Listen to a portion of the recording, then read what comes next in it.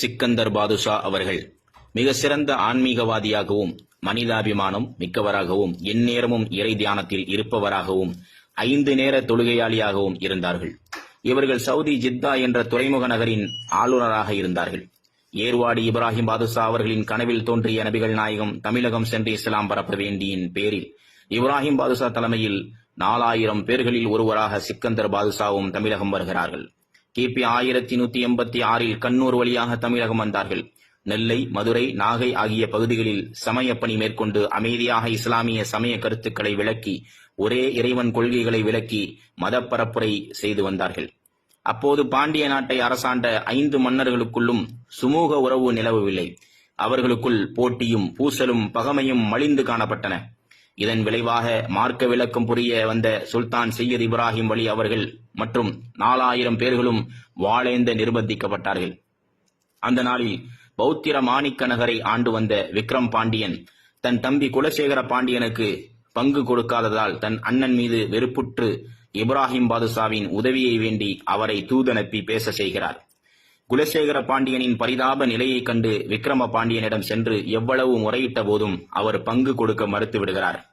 நியாயத்துக்காக போராடிய ஏர்வாடி பாதுஷாவே, நீங்கள்தான் எனக்கு வழிகாட்ட வேண்டும் என குலசேகர பாண்டியன் கெஞ்சலானார். இப்ராஹிம் பாதுஷாவும் அதை ஒப்புக்கொண்டு பங்காளி துரோகத்தை முறியடிக்க தன்னிடமிருந்த 4000 பேரோடு குலசேகர பாண்டியனிடம் இருந்து படை வீரர்களை ஒன்று திரட்டி அநியாயக்காரரான விக்ரம் பாண்டியனுடன் போர் புரிகிறார்கள். அப்போரில் விக்கிரபாண்டியன் தோற்கடிக்கப்பட்டார். பிறகு தப்பி ஓடி திருப்பதியில் தஞ்சம் புகுந்தார். இதன் விளைவாக நெல்லை, மதுரை ஆகிய பகுதிகளில் சுல்தான் சையத் இப்ராஹிமின் படை கீழ் வந்தது. இப்ராஹிம் படை மீட்ட பகுதிகளை குலசேகர பாண்டியரிடம் ஒப்படைக்கிறார்கள்.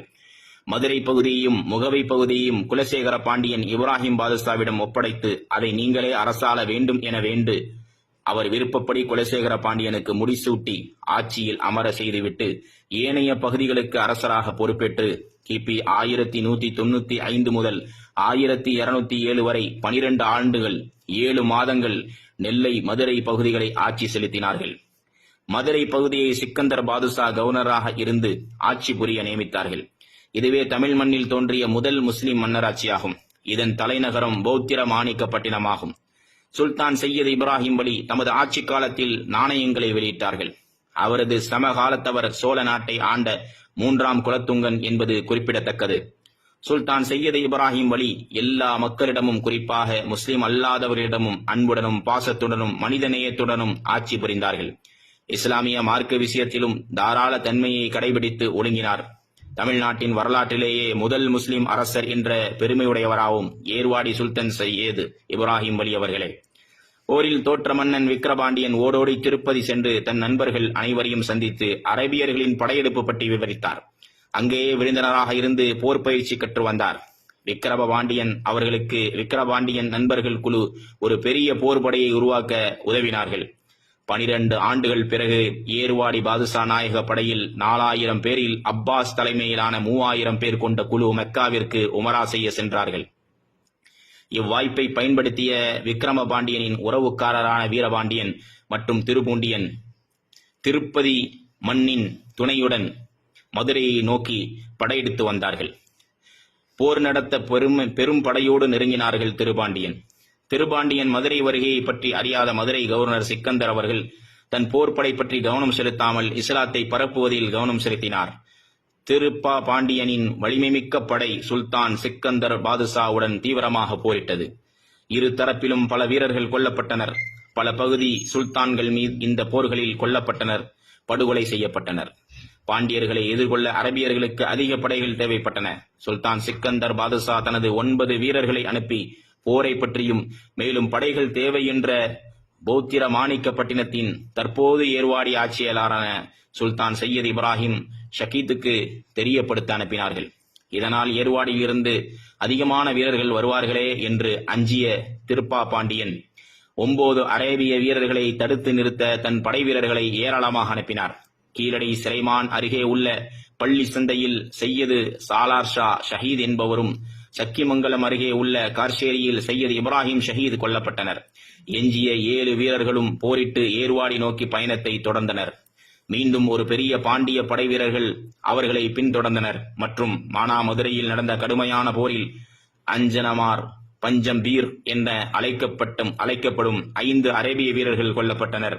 மீதமுள்ள 2 வீரர்கள் செய்தியை தெரிவிக்க கடினமாக பயணம் செய்தனர். உமர் கத்தாப் ஷஹீத் கொல்லப்பட்டார். உயிருடன் இருந்த ஒரே வீரர் பாண்டியர்களால் பலத்த காயமடைந்தார். அவர் ஏர்வாடியை அடைந்து மதுரைக்கு திரும்பிய திருப்பாண்டியனின் படையெடுப்பு செய்தியை தெரிவித்தார். இதனால் வருத்தமடைந்த மாமன்னர் சுல்தான் சையது இப்ராஹிம் பாதுஷா நாயகம் அவர்கள் மதுரையை நோக்கி பெரும் படையை அனுப்பினார்.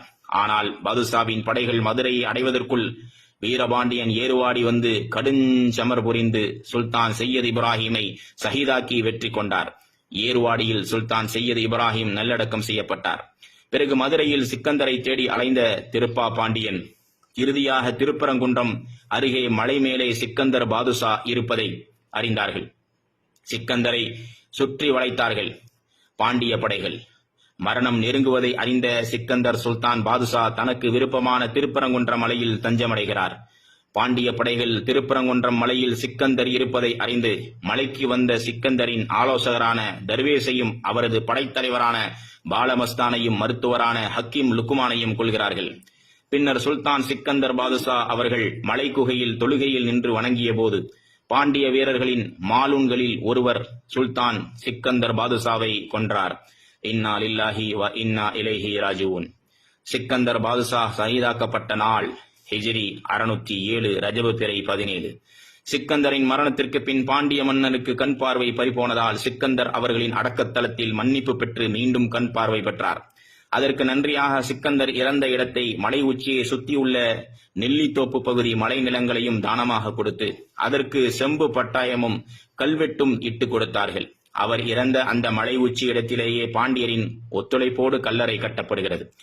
மலை மேல் அமைந்துள்ள அவர்களது புனித தர்கா, தங்கும் மண்டபமும், மலை பாதை, படிக்கட்டுகள், தொழுகை பள்ளி ஆகியவற்றை கிபி 1805ஆம் ஆண்டு ஆற்காடு நவாப் அஜ்முத் தௌலா அவர்களால் கட்டி முடிக்கப்பட்டது.